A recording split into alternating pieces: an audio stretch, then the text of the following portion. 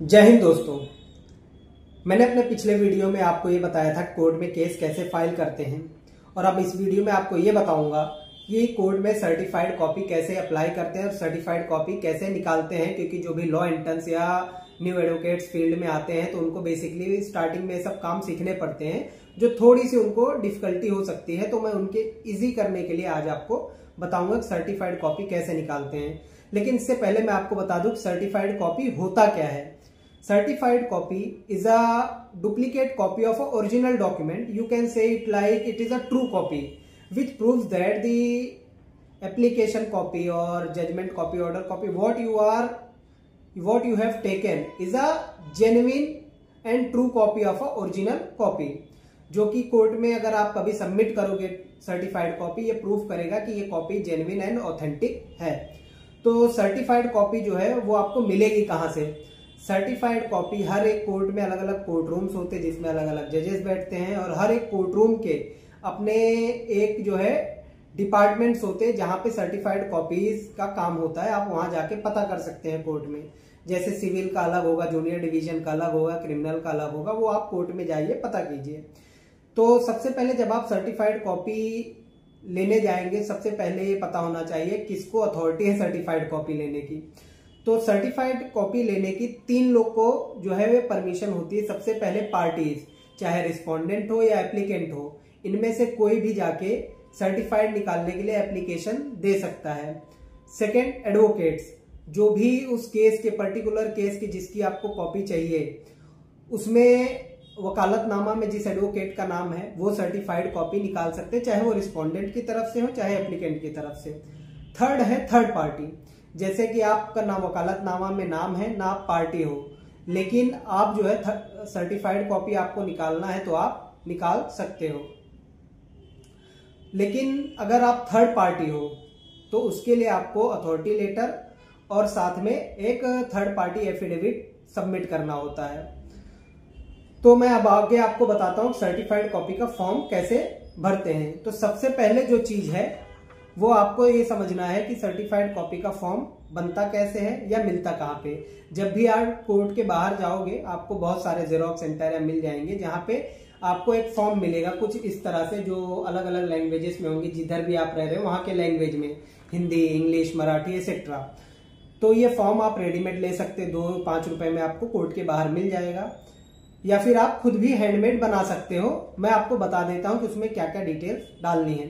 तो सबसे पहले आपको डालना है कोर्ट का नाम, कौन से कोर्ट का है।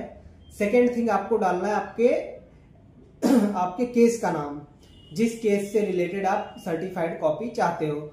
लाइक आपको प्रॉपर मेंशन करना पड़ेगा कि सिविल केस है, क्रिमिनल है, या फिर आपका मैरिज पिटीशन है या डोमेस्टिक वायलेंस हो। आपको प्रॉपर केस और उसका नंबर डालना पड़ेगा। उसके बाद आपको डालना पड़ेगा कि ये केस कौन से जज के पास चल रहा है या डिस्पोज्ड हो चुका है, तो पहले वो डालना पड़ेगा। और आपको मेंशन करना पड़ेगा कि करेंटली ये किस कोर्ट रूम में आपका केस डिस्पोज्ड हुआ था या चल रहा है, वो डालना पड़ेगा। फिर आपको आपके पार्टीज के नाम डालने पड़ेंगे, एप्लीकेंट, रिस्पोंडेंट के नाम वो डालना पड़ेगा।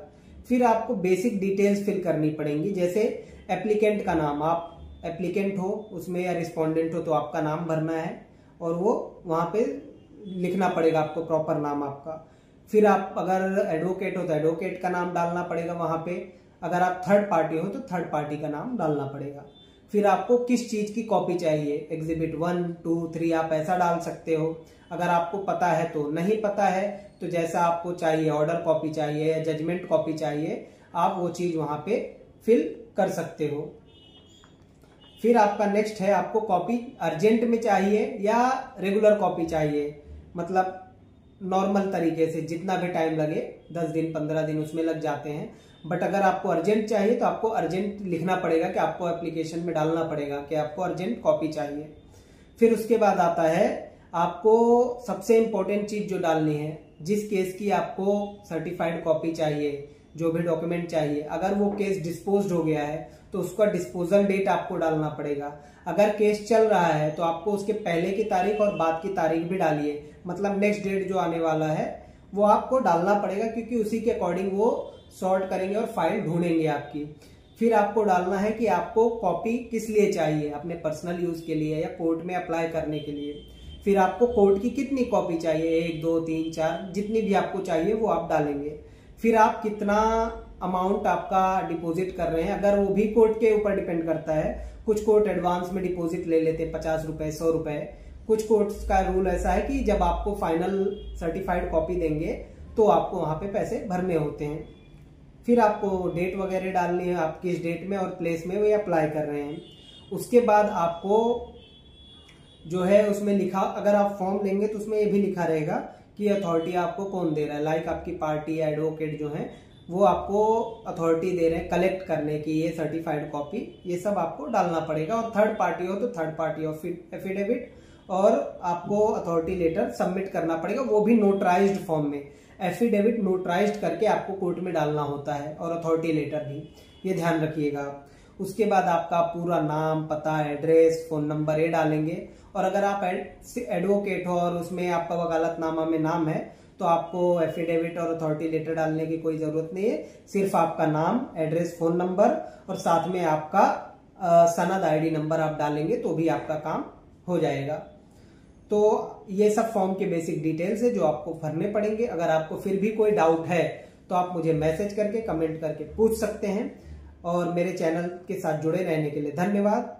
सब्सक्राइब करें मेरे channel law safari with Ayush Tiwari के साथ, ताकि मैं आपको बाकी प्रैक्टिकल चीजें जो भी हैं कोर्ट से रिलेटेड वो समझा सकूं, बता सकूं, आगे क्या फॉर्म भरने होते हैं इसके बारे में और जानकारी मैं आपको दूंगा। जय हिंद।